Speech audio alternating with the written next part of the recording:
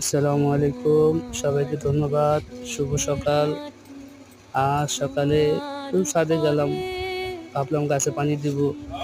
যাই দেখি কুমড়ার ফুল ফুটেছে, তাই একটু ভিডিও করলাম। করল্লা ধরেছে, তারও একটু ভিডিও করলাম দেখার জন্য। সবাই ভালো থাকবেন, সবাইকে দেখার জন্য ধন্যবাদ। আসসালামু আলাইকুম।